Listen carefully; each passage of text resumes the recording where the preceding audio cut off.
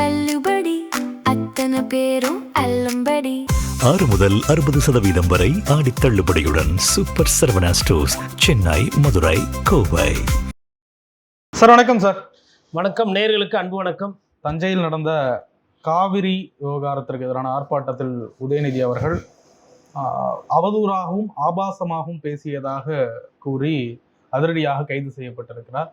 கைது செய்யப்பட்டு தஞ்சாவூர் போகிறதுக்குள்ள ஜட்ஜு வந்து அவரை இன்னைக்கே விடுதலை செய்யணும் அப்படின்ற மாதிரி சொல்லியிருக்காங்க. எப்படி பார்க்குறீங்க? நான் ஒரு உண்மையிலே பார்த்தா எனக்கு ஒரு மகிழ்ச்சியான சமிக்கையாக இதை பார்க்கல. அதாவது என்ன மகிழ்ச்சி அப்படின்னா, காலையில் ஒரு மகிழ்ச்சி இருந்தது எனக்கு. என்ன காரணம்னா, நாளைக்கு பட்ஜெட் வரப்போகுது. அப்போது கண்டிப்பாக இந்த பட்ஜெட்டில் ஒரு புதிய ஆட்சி வருது, மக்களுக்கு அதில் நிறைய அறிவிப்புகள் இருக்குன்ற மாதிரி எதிர்பார்த்துட்டு இருந்தேன். அதுக்கு என்ன தரவுகள் வரும், என்ன திட்டங்கள் வரப்போகுது அப்படின்னும் போது அரசியலோட சூழ்நிலை பார்த்திங்கன்னா ஒரு சந்தோஷத்தை கொடுக்கவில்லை. மாறாக இப்படி பேசுகிறாங்க, அவதூறாக பேசுகிறாங்க, அநாகரிகமாக பேசுகிறாங்கன்ற மாதிரி போகுது. இது யார் சம்மந்தப்பட்டு போகுதுன்னா, முதலமைச்சரோட அலுவலகம் சம்மந்தமாகவும் எதிர்க்கட்சி தலைவரனுடைய அந்தஸ்து சம்மந்தமாக இந்த அரசியல் போகுது. எப்படி பார்க்குறது?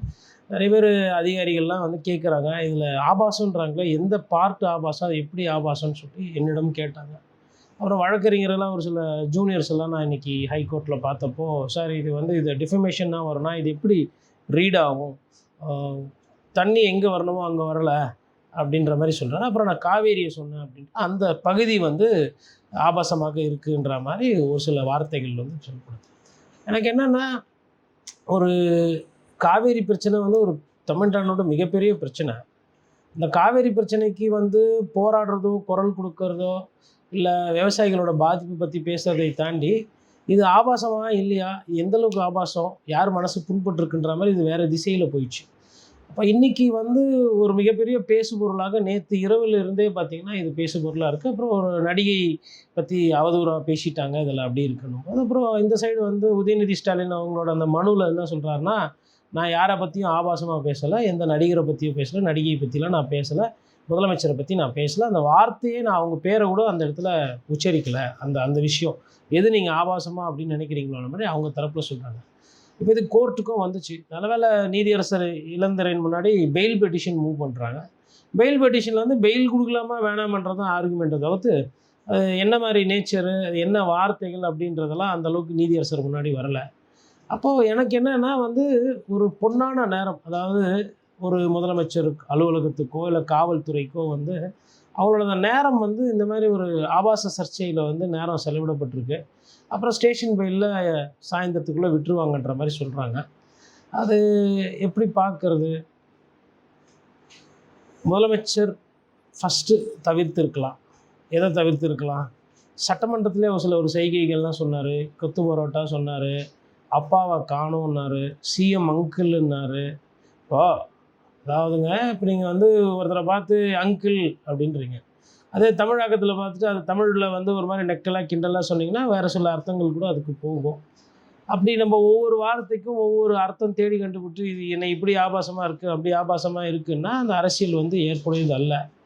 அதே மாதிரி சரி, முதல்வர் தான் அப்படி பேசுகிறாரு, அவர் தான் இது மாதிரிலாம் ஆரம்பிக்கிறாரு, இந்த ட்ரெண்டை இப்போ அவர் செட் பண்ணுறாரு, இப்படி செஞ்சு விட்ற மாதிரி சமிக்கையெல்லாம் காட்டுறாரு சட்டமன்றத்தில். சரி, ஐயா திரு எதிர்க்கட்சி தலைவர் உதயநிதி ஸ்டாலின் ஆச்சு இவர் கொஞ்சம் மூத்த அரசியல்வாதி தானே. இவர் ஆல்ரெடி எம்எல்ஏவாக இருந்திருக்கிறாரு, அமைச்சராக இருக்கார், துணை முதல்வராக இருக்கார். இவராச்சு கொஞ்சம் அந்த மாதிரி விஷயங்கள் பண்ணாமல், இப்போது ஒரு சிலர் அவங்களுக்கு எப்படி வேணால் பிஹேவ் பண்ணலாம். இப்போ இன்றைக்கி ஒரு சிலர் மனிதர்கள் போலவே நடந்துக்குவாங்க, ஒரு சில பேர் குரங்கு சட்டன் என்று சொல்லுவாங்க. இப்போ இன்றைக்கி பார்த்திங்கன்னா நீலாங்கரையில் ஒருத்தர் கட்சிக்காரர் ஒரு பேரிகேடு மேலே போய் அப்படி குச்சி அப்படி போகிறாரு குரங்கு மாதிரி. அப்போ அங்கே இருக்கிற பக்கத்தில் அதிகாரி, ஐ திங்க் கமல்ராஜ் சார் மாதிரி இருந்தது, அவராக எனக்கு தெரியல. அவர் ஒருத்தர் முதுகில் தட்டுறாரு, அவர் யாருன்னே தெரியாமல் இவர் இப்படி திருப்பி பார்க்குறாரு. அப்போ கூட வர்றது கமிஷனரே வராங்களா, இல்லை டிசி இருக்கிறாங்களா, ஜேசி இருக்கிறாங்களான்னு தெரியாத மாதிரி ஒரு சில நேரத்தில் அப்படி ஒரு சேட்டைகள். இந்த சைடில் பார்த்தா என்ன பிரச்சனைன்னு பார்த்தா, பேசிட்டாரு பயங்கரமாக பேசிட்டாரு அப்படின்றாரு. கடந்த காலத்தில் ஒரு சில வார்த்தைகள்லாம் நான் அதை பயன்படுத்த முடியாது, இதை விட மோசமாலாம் பேசியிருக்கிறாங்க அரசியல் தலைவர்கள், அநாகரிகமான முறையிலெல்லாம் பேசியிருக்காங்க. ஆனால் ஒருபோதும் இந்த மாதிரி பேசுவதற்கு கைது வரலும் போனது கிடையாது தமிழக அரசியலில். அப்போ கைது ஒரு எதிர்க்கட்சி தலைவரை வந்து நீங்கள் இந்த மாதிரி ஒரு பேசுகிறதுக்கு கைது செய்கிறோன்னா, அப்போ அவர் இப்படி பேசுகிறாருன்னா அவரை யாருன்னா நம்ம தூண்டி விட்டுருப்போமா? இல்லை அவர் இந்த மாதிரி பேசுகிறதுக்கு நம்ம எதனா காரணமாக இருந்துப்போம்னு ஒரு நொடி யோசிச்சு பார்க்கணும். ஒரு கையை வச்சே வந்து தட்ட முடியாது. இப்போ இந்த ஆபாச அரசியல் இப்போ வந்திருக்குது. அதாவது அதுக்கும் இதுக்கும் ரொம்ப எக்ஸ்ட்ரீம் லெவல் வித்தியாசம் இருக்கு. நிறைய எக்ஸ்ட்ரீம் லெவல் வித்தியாசம் இருக்குது. இப்போ அவர் பேசுனதுன்னு பார்த்தா நான் என்ன சொன்னால் யாருமே பேச வேணான்றது தான் என்னோட கருத்து. ஏன்னா இது வந்து அறிஞர் அண்ணாவோட அதுங்க இன்னொன்று விஜய் சார் என்ன வேணால் பேசலாம் சார், அவர் சிஎம், அவரை எதிர்த்து எதுவும் பண்ண மாட்டாங்க. ஆனால் நீங்கள் யாருன்னா எதிரில் இருக்கிறவங்க எதனா பேசுனீங்கன்னா பாருங்கள் எவ்வளோ வேகமாக காவல்துறை செயல்படுது பார்த்தீங்களா?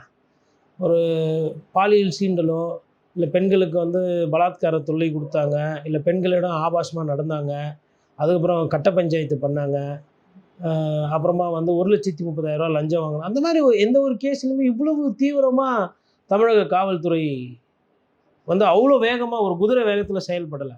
இன்ஃபேக்ட் குதிரை வேற அரசியலையுமே வந்து பார்த்திங்கன்னா கூட ஒரு பாரபட்சமாக தான் போயிட்டுருக்கு. ஒரு சைடு விசாரிக்கிறாங்க, இன்னொரு சைடு விசாரிக்கல. அப்படி இருக்கும்போது நான் என்ன கேட்குறேன், எதுக்கு இந்த மாதிரி பேசணும்னு கேட்குறேன். ஓ ஐயா எம்எல்ஏ மார்கண்டேயன் பேசின அந்த கருத்துலையுமே எனக்கு ஒரு பத்திரிகையாளராக பார்த்திங்கன்னா உடன்பாடு இல்லை.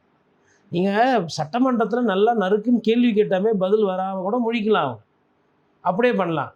கோர்ட்டு பார்த்து நறுக்கு நறுக்கு நறுக்கு அப்படின்னு ஒரு முதலமைச்சரே பேசுகிறாரு. இப்போ கோர்ட் வந்து நான் கூப்பிட்டு நங்கு நங்கு நங்குன்னு கொட்டுச்சின்னு தான் அதுக்கு அர்த்தம். இப்போ அதை கூட நம்ம வந்து இது வந்து பாருங்கள் கோர்ட் எப்படி கொட்டுமா கொள்ளுமா அது மாதிரி இல்லை. அது வந்து சம்டைம்ஸ் ஒரு நகைச்சுவாகவே எடுத்துகிட்டு போகலாம். இல்லை அதுக்கு உட்காந்து விமர்சனம் பண்ணிக்கின்னு அதுக்கு வந்து ஒரு கேஸை போட்டுக்கின்னு அதுக்கு பண்ணால் இதெல்லாம் வந்து இது நல்ல போக்காக எனக்கு தெரியல. ஒரு ஆரோக்கியமான ஆக்கப்பூர்வமான அரசியலாக இது எனக்கு தெரியல. தமிழகத்தினுடைய காவல்துறை பொன்னான நேரம் வந்து வீணடிக்கப்படுகிறது. இன்னும் ஒரு படி மேலே போய் சொன்னால் அதிமுக இதை என்ன சொல்லுதுன்னா, பிரதான எதிர்க்கட்சி அதாவது திமுகவுக்கு இன்னைக்கு தான் தாவேக எதிர்க்குது 2 வருஷமாக திமுகவை. அதிமுகன்ற ஒரு கட்சியே வந்து திமுக எதிர்ப்புன்ற ஒரு விஷயத்துக்கு தான் உருவானது. அந்த கட்சியினுடைய முன்னணி தலைவர்கள் சொல்கிறாங்க இது வந்து அதிகார துஷ்பிரயோகம், அதாவது காவல்துறை கையில் இருக்குன்றதுக்கோசரம் இந்த மாதிரி வார்த்தைக்கு சொன்னதுக்கு இந்த மாதிரி பேசுனதுக்கு அசிங்க. அது பொருள் வந்து ஆபாசமாக போகுதா ரீட் ஆகுதா இல்லை ஆபாசம் இல்லாமல் ரீட் ஆகுதான்றது நமக்கு தெரியல. தண்ணி வர வேண்டிய இடத்துல வரல அப்படின்னா அதை எப்படி புரிஞ்சிக்கிறது, கோர்ட் அதை எப்படி பார்க்குன்றது கோர்ட்டோட தீர்ப்புக்கோ இல்லை வழக்கறிஞர்களோட வாதத்துக்கு நான் அதை விட்டுறேன். அது எப்படி போகுன்றது தெரியும். அதுமாதிரி காவேரி பிரச்சனை இருக்குன்றது உண்மை. இப்போ அந்த இடத்துல முதல்வரோட பிரச்சனைகள் குறித்து பேசுகிறார். முதல்வர் எதுலேயுமே கவனம் செலுத்துறது இல்லைன்றாங்க. இப்போது 2 நாளைக்கு முன்னாடி வந்து எடப்பாடி பழனிசாமி கும்பகர்ணம் மாதிரி இருக்குது இந்த அரசு, செயல்படாத அரசு, கையாளாகாத அரசு, கையாளாகாத முதல்வரெல்லாம் கூட பேசுகிறாங்க. இப்போது எனக்கு என்னென்னா, நீங்கள் வந்து ஒரு சகிப்புத்தன்மையை வளர்த்துக்கல அப்படின்னா எவ்வளோ பேரை அரெஸ்ட் பண்ண போகிறீங்க? உங்களோட பொன்னான நேரத்தை இப்படி தான் நீங்கள் வேஸ்ட் பண்ண போகிறீங்களான்றது தான் என்னோடய கேள்வி. இதனால வந்து பத்திரிகையாளர் வந்துட்டு உதயநிதி பேசுகிறதெல்லாம் நியாயப்படுத்துகிறாருன்னா அந்த இடத்துக்கு போகல. இல்லை என்கரேஜ் பண்ணக்கூடாதுல்ல, அதுவும் ஒரு ஆங்கிள் இருக்குல்ல. கரெக்டுங்க. அதுக்கு வந்து சட்டப்படி நீங்கள் வந்து வழக்கு போட்டு சம்மன் அடித்து அவங்கள வந்து விசாரணைக்கு கூப்பிடலாம். விசாரணைக்கு வராதப்போ வழக்கு மன்றத்தில் அவங்களுக்கு வந்து வாரண்ட் வாங்கி நீங்கள் அரெஸ்ட் பண்ணலாங்க. நாளைக்கு பட்ஜெட் இருக்கும்போது ஒரு எதிர்க்கட்சி தலைவர் இது எப்படின்னா வந்து ஒரு எல்லோ கார்டு கொடுக்க வேண்டிய இடத்துல ரெட் கார்டு கொடுத்து பிளேயரை தூக்குனா எப்படி இருக்கும் ஃபுட்பாலில்? எல்லோ கார்டுன்றது வார்னிங்கு, ரெட் கார்டுன்றது கார்டை கொடுத்து நீ ஆடவே கூடாதுன்ற மாதிரி தூக்குற மாதிரி இருக்குது. இப்போ இன்றைக்கி ஸ்டேஷன் பெயிலில் விடலைன்னா எனக்கு நான் படித்த சட்டத்தின் பிரகாரம் கிட்டத்தட்ட இன்றைக்கி பெயில் உறுதி, அவங்களே விட்டுருப்பாங்க. அப்போது அவங்க பெயிலோடு நாளைக்கு அந்த கோர்ட்டில் அசம்பிளிக்கு உள்ளே வரும்போது எப்படி இருக்கும்? சேட்டையோடு வருவாங்க.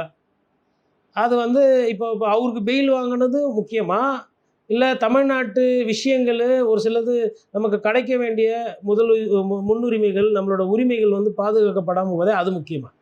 அப்போ எனக்கு வந்து உதயநிதி அவரோட பெயிலை விடவோ உதயநிதி கைதை விடவோ எனக்கு தமிழ்நாடோட பிரச்சனை தானே எனக்கு பெருசாக தெரியுது ஒரு பத்திரிகையாளராக.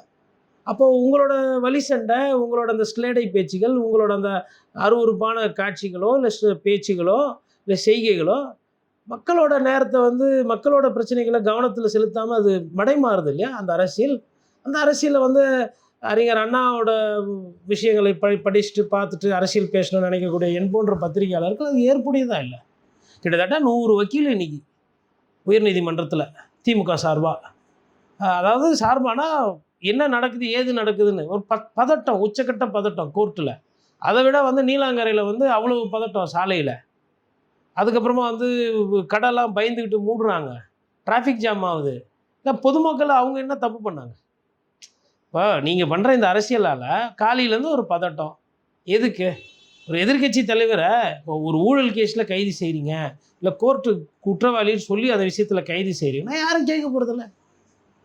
பேசுனதுக்கெல்லாம் கைது, அதுவும் யாராக இருந்தாலும் கைது அப்படின்னா, நீங்கள் கரூரில் பேசின பேச்சுக்கு பாட்டிலுக்கு 10 ரூபா 10 ரூபான்னு டான்ஸ் ஆடினீங்க. நான் பாட்டிலுக்கு சத்தியமாக 10 ரூபா வாங்கலை, இது என் மேலே வந்து அவதூறாக பேசப்பட்டது அப்படின்னு சொல்லிட்டு செந்தில் பாலாஜி ப்ரெஷர் போட்டு கரூரில் இருக்கிற எஸ்பி கிட்ட சொல்லி உங்களை அந்த விஷயத்தில் கைது செஞ்சிருந்தா. சார் இதில் அவதூறு மட்டும் அடங்கலை, அங்கே போட்டிருக்க எஃப்ஐஆரில் போட்டிருக்க அந்த வழக்கெல்லாம் பார்த்தாலே தெரியுது. பெண்களை இழிவுபடுத்துறது, பெண்களை இழிவுபடுத்திட்டாங்க, டபுள் மீனிங்கில் பேசிட்டாங்க. சரிங்க, பெண்களை அப்படின்னு ப்ளூரலில் சொல்லக்கூடாது, பெண்ணை அப்படி வச்சுக்கணும். ஓகே, பெண்கள் அது வேணால் சட்டத்தில் அப்படி சொல்லலாம், அவுட்ரேஜிங் த மாடஸ்டி ஆஃப் விமென் அப்படின்ற மாதிரி வருது. நான் என்ன சொல்கிறேன்னா, காவேரின்ற அந்த ஒரு வார்த்தையை தானே அவர் பேசினார், வேற யார் பேருமே அவர் பயன்படுத்தலையே. சரிங்க, நான் என்ன சொல்றேன்னா, கீழே இருந்து வருது சார். கீழே இருந்து வருதுன்னா அப்போ எத்தனை பேர் மேலே போட போறீங்க எஃப்ஐஆர்? போடுங்க. ஆமோதிச்சாருன்றது தான் இல்லை, அது ஆமோதிக்கிறது தப்பு தாங்க, அதில் மாற்றுக்கிறது கிடையாதுங்க. தேவையில்லாமல் அதாவது நான் என்ன சொல்கிறேன்னா, உங்களுக்கும் சண்டைனும் போது இன்னொரு பெண் சம்பந்தமான ஒரு விஷயம் வந்து வர்றது சரி கிடையாது, தப்பு தான். ஆனால் அது தப்பு தான். இப்போ அதுக்கு ஃபுல் ஸ்டாப் அடுத்து உங்களோட விஜய் சாரோட ரசிகர்கள், தாவேக்காக்கு ஆதரவாக இருக்கக்கூடியவர்கள், உதயநிதி ஸ்டாலின் பேசின காணொலிகள்லாம் போயிட்டு கீழே கமெண்ட்ஸுன்ற பேரில் அவ்வளோ ஆபாச வார்த்தைகள் அவரோட ஃபேமிலியை பற்றி போடுறீங்க, இல்லை அவங்க வீட்டில் இருக்கிற பெண்களை பற்றி போடுறீங்க. இது எந்த விதத்தில் நியாயம்? அதுவும் தப்பு தான், இதுவும் தப்பு தான். நான் என்ன, இந்த கேவலமான அரசியல் பண்ணுறதுக்கு தான் நீங்கள் மாற்றம்னு சொல்லி ஆட்சிக்கே வந்தீங்களா? இப்போ இந்த 70 நாளில் உருப்படியாக பண்ணது என்ன? அரெஸ்ட்டு ஒன்று, ரைட்டு, யார் அரெஸ்ட்டு? உதயநிதி ஸ்டாலின். என்ன கேஸு? ஆபாசமாக பேசிட்டார். அது ஃபஸ்ட்லேருந்தே இது மாதிரி பேச வேணாம், இதெல்லாம் வந்து பார்த்து வார்த்தைகள் பயன்படுத்தணும், ஒரு முதல்வருக்கு அது அழகில்லை, முதல்வரோட மொழி சரியில்லை அப்படின்னு முன்னாடியிலேருந்தே பேசுபொருள் இருந்துச்சு. நிறைய கட்சிக்காரர்கள், அரசியல் தலைவர்கள் இவ்வாறு பேசக்கூடாது அப்படின்றத கம்யூனிஸ்ட் தலைவர்களோ இல்லை அன்னைக்கு அண்ணன் திருமாவளவனோ அதை ரசிக்கலை.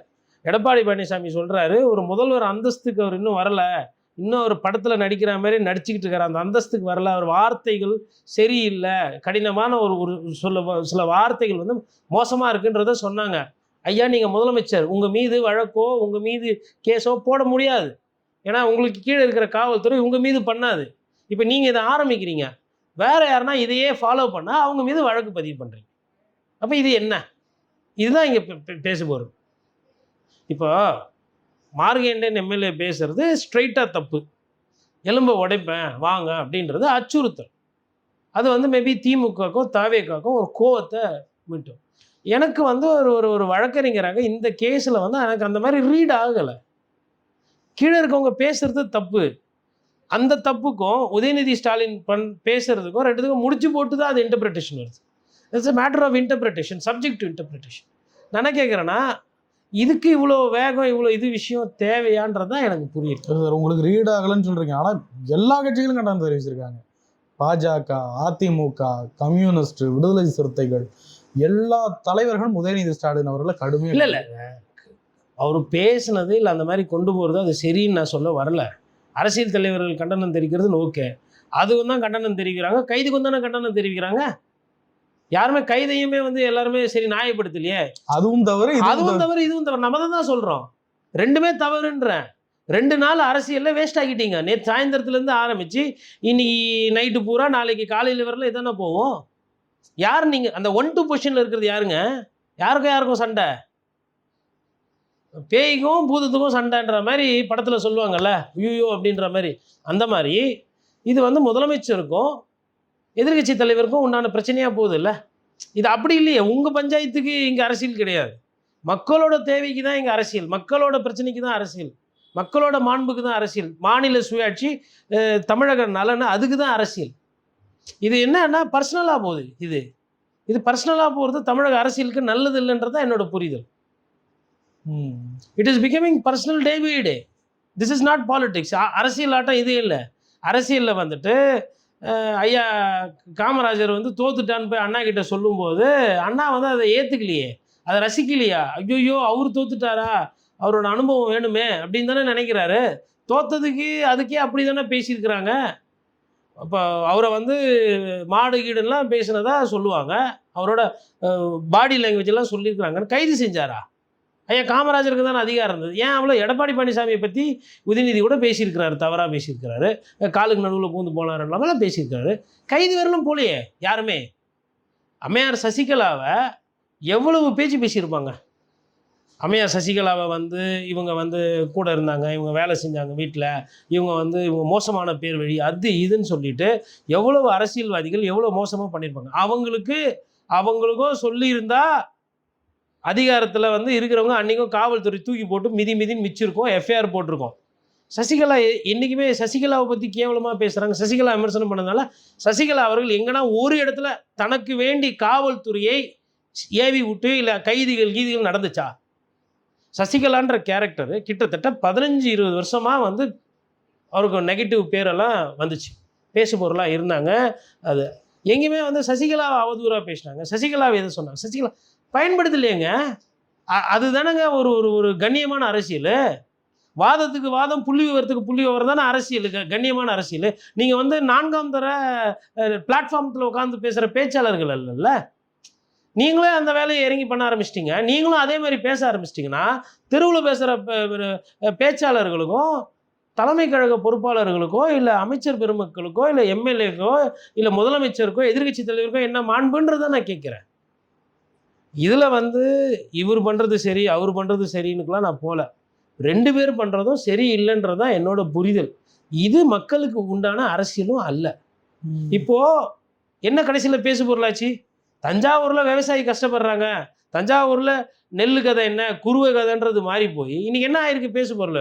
ஐயோ நடிகரை பற்றி பேசிட்டாராம், ஐயோ முதலமைச்சரை பற்றி பேசிட்டா அப்படியே மாறிடுச்சு. இது வேண்டாம். இந்த அரசியல் யாருமே செய்யக்கூடாதுன்னா என்னோட புரியுது.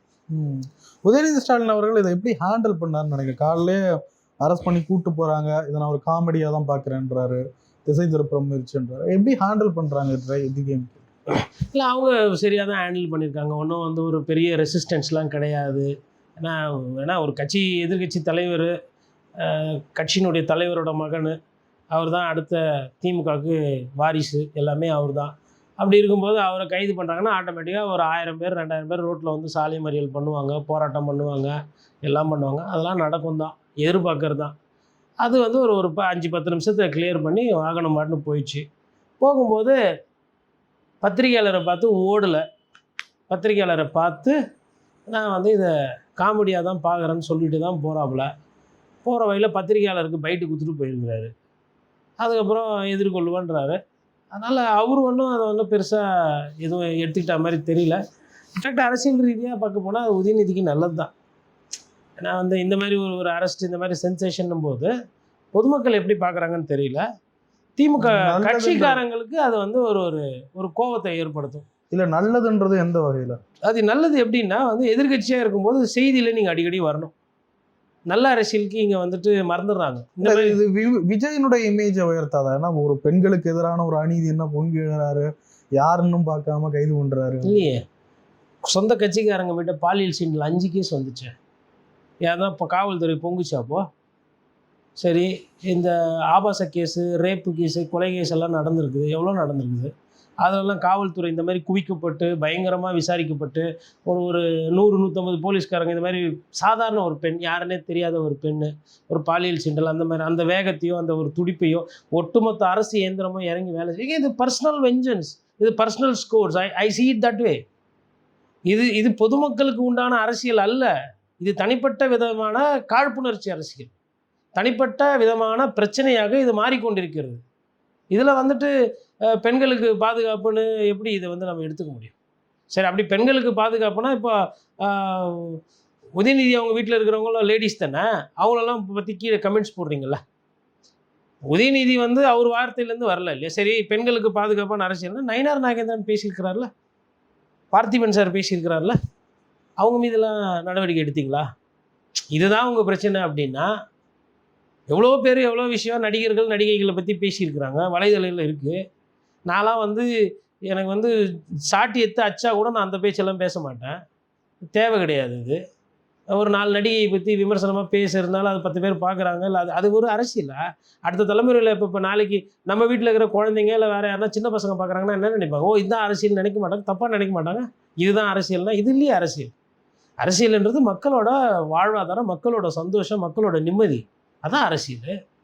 உக்காந்து டென்ஷன் பண்ணின்னு வைப்பு பண்ணிக்கின்னு ஆபாசமாக போடுறது, கமெண்ட்டில் கட்ட கட்ட வார்த்தையில் பேசுறது, அப்புறமா இப்படின்றது அப்படின்றது, அதுக்கப்புறமா நடிகை பேர் சொல்லிட்டு ஹாஹான்னு சிரிக்கிறது, அப்புறம் அதுக்கு வழக்கு வாங்குறது, இது அரசியல் அல்ல. அதனால் இதை விஜய் சார் பண்ணிட்டதுனால வந்து இமேஜ் ஏறும்னா, அவருக்கு என்ன இமேஜ் இருக்கோ அது அங்கே தான் இருக்கும். என்ன நடக்கும்னா ஆட்சி போக போக இந்த எம்எல்ஏக்கள், கவுன்சிலர்கள் இல்லை கட்சிக்காரங்களால் கெட்ட பேர் வரும். இதுக்கு முன்னாடி வந்து தாவேக்காக்கு அது இல்லை.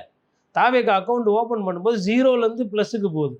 இப்போது இந்த 2 மாதம் 2.5 மாதத்தில் கரண்ட் பில்லு கூட வருது, குதிரை வேறு அரசியல் பண்ணுறீங்க, குட்காவில் கேஸில் மாட்டினவங்க, அது மண்ணுக்கு எடுத்துனவங்களெல்லாம் கூட கட்சியில் சேர்க்கும்போது அது எப்படி மக்கள் அதை ரொம்ப நடுத்தரமாக இருக்கிறவங்க அதனால் அப்படியே ரசிப்பாங்களா?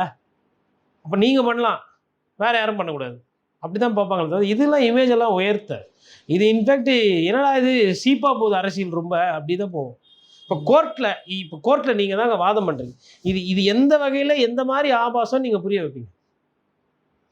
ஒரு வழக்கறிஞராக இதை நீங்கள் இன்டர்பிரேட் பண்ண கோர்ட்டில் இது எந்த வகையில் ஆபாசம் அப்படின்னா இது எப்படி புரிய வைக்கிறது? அதனால் இது மாதிரி இப்போ விஷயங்கள் வந்து கோர்ட்டுக்கு வர்றதே இது ஃபர்ஸ்ட் ஆஃப் ஆல் இது மாதிரி நடக்கக்கூடாது. இது திமுக தொண்டர்களுக்குமே வந்து இது வந்து ஒரு கொஞ்சம் காஷனாக எச்சரிக்கையாக இருக்கணும். ஒரு நடிகை பேரை சொல்கிறதுனால என்னங்க ஆக போகுது? அவங்களுக்கே அதை பற்றி அக்கறை கிடையாது, நமக்கு என்ன போச்சு? உங்களுக்கு எதுக்கு அது? என்ன பண்ணின்னு போகிறாங்க, எப்படின்னா போகிறாங்க, உங்களுக்கு எதுக்கு அது? ஊராமுட்டு அவர் வந்து உங்களுக்கு தலைவரோ உங்களுக்கு கிடையாது. அவர் எப்படி போகிறாரோ அவர் தனிப்பட்ட வழக்கம், உங்களுக்கு என்னத்துக்கு? திமுக தொண்டர்களுக்கு எதுக்குன்னு கேட்குறேன். புரியுதுங்களா? அதாவது பிரச்சனை அதை விட பெரிய பிரச்சனை, மக்கள் பிரச்சனை. அப்போது இதெல்லாம் வந்து பண்ணும்போது அரசியலோட தன்மை மடைமாற்றம் பண்ணும். அதனால் அது வந்து இதனால் வந்து விஜய் சாருக்கு இமேஜ் ஏறும். இப்போ உதயநிதி ஸ்டாலினுக்கு ஏன் இது நல்லது அப்படின்னு சொன்னீங்கன்னா, அரசியல் ரீதியாக என்ன ஆகுனா, திமுக தொண்டர்கள் வந்து அவரை வந்து இவருக்கு அவர் எதிரி. இப்போ நடுவில் என்ன பண்ணிகிட்டு இருந்தாங்க, அண்ணாமலை, விஜய் அண்ணாமலை தான் இனிமேல்ட்டு எல்லாருக்கு கதையும் முடிஞ்சு போச்சு, திமுக கதை முடிஞ்சிச்சு, அதிமுக கதை முடிஞ்சிச்சு, இனிமேல் நாங்கள் தான் அப்படின்னாங்களா. அப்போ திமுக தொண்டர்களுக்கு என்னன்னா, அவங்க கட்சிக்காரங்களும் அவங்க தலைமையும் சேரும்போது தொண்டர்களுக்கு ஒரு கோபம், தொண்டர்களுக்கு ஒரு என்ன சொல்கிறது, நம்ம எதிர்த்து செயல்படணுன்ற ஒரு எண்ணோட்டம் வரும். அது திமுக தொண்டர்களை வந்து உசுப்பேற்றும். அந்த வகையில் திமுக தொண்டர்கள் உசுப்பேற்றுனா அதோடைய பலன் யாருக்கு கிடைக்க போகுது, அதனுடைய பயன் யாருக்கு கிடைக்க போகுது? உதயநிதி ஸ்டாலின். இப்போ உதயநிதி ஸ்டாலினுக்கு வந்து கையில் ஒரு கோடோ இல்லை பசியோடு வந்து அவர் போகிறதில்ல. பசிக்குதுன்னா எங்கே நிறுத்தணுமோ அங்கே நிறுத்தி சாப்பாடு வாங்கி கொடுக்க போகிறாங்க. கூட முன்னாள் அமைச்சர்கள் மற்றவங்கலாம் போகிறாங்க, வக்கீல்லாம் போகிறாங்க. அப்படிலாம் ஒன்றும் ரொம்ப பயங்கரமாலாம் டார்ச்சர். இப்போ என்ன டார்ச்சர்னால், ஒரு சாதாரண ஒரு நாள் வாழ்க்கையை வந்து காவல்துறை அவருக்கு காட்டும். எப்படி சாதாரண வாழ்க்கைன்னா, அந்த வண்டி பார்த்திங்கன்னா 40 கிலோமீட்டர்லேயோ போகும், உளுந்தூர்பேட்டையிலேயோ வண்டி ஓடும், அது வந்து தாண்டவே தாண்டாது. அதுக்கப்புறம் அது தஞ்சாவூர் போகிற வரைக்கும் நைட் ஆகிடும். அதுக்கப்புறமா திருப்பி மறுபடியும் இதே மாதிரி. அப்புறம் விட்டதுக்கப்புறம் எப்படி அதுக்கப்புறமா வேகமாக இவங்களாம் விமானத்தில் போய் ஃபாஸ்ட்டாக போகிறோம். இவங்களோட வண்டியெல்லாம் பார்த்தீங்கன்னா சிக்னல் கூட நிற்காது ஆட்சியில் இருந்தால், ஸ்வைன்னு போகிறவங்க. அவங்கள போய் நீங்கள் வந்து பாயிண்ட் டு பாயிண்ட் பஸ்ஸில் மூட்டைப்பூச்சி அந்த மாதிரி நான் யார் காட்டுறேன் பாருன்ற மாதிரி தான் எனக்கு அப்படி தான் ரீட் ஆகுது. அதை தாண்டி வந்து வேறு எதுவுமே எனக்கு ரீட் ஆகலை. திமுகவில் இருக்கவங்க கொஞ்சம் வார்த்தைகளை பார்த்து பயன்படுத்தும். யாருமே சரிங்க, பொது வாழ்க்கையில் ஒரு விஷயம் பேசுகிறோம் கொள்கிறோன்னா ஒரு ஜோக் அடிக்கலாம், ஒரு காமெடியாக பேசலாம், ஒரு ஒரு ஒரு சிந்தனைகளை வந்து அழகாக சொல்லலாம். அறிஞர் அண்ணா அதை அழகாக வெளிப்படுத்துவார், ஐயா என்எஸ் கிருஷ்ணன் அதை அழகாக வெளிப்படுத்துவார். அதுக்கப்புறமா வந்து நிறைய பேர் இருக்கிறாங்க அந்த மாதிரி பேசக்கூடிய, அந்த மாதிரி வார்த்தைகள் அந்த மாதிரி உபயோகங்களில் அதை நோக்கி போகணும். அப்போது என்கேஜிங்காக இருக்கும், கேட்குற கேள்வி நியாயமாக இருக்கும். இதெல்லாம் வந்து எனக்கு தெரில இது என்ன விதமான அரசியல்னு. அதாவதுங்க காரணின்னு ஒன்று இருக்குது. இப்போ நடிகைகள் பேரெல்லாம் வச்சு அரசியல் பண்ணுற மாதிரி தமிழ்நாடு அரசியல் போகுதுன்னா அது சீமான் சொன்ன மாதிரி கால கொடுமை, அவ்வளோதான். அதுக்கு மேலே அதில் பேசுகிறதுக்கு ஒன்றும் இல்லை.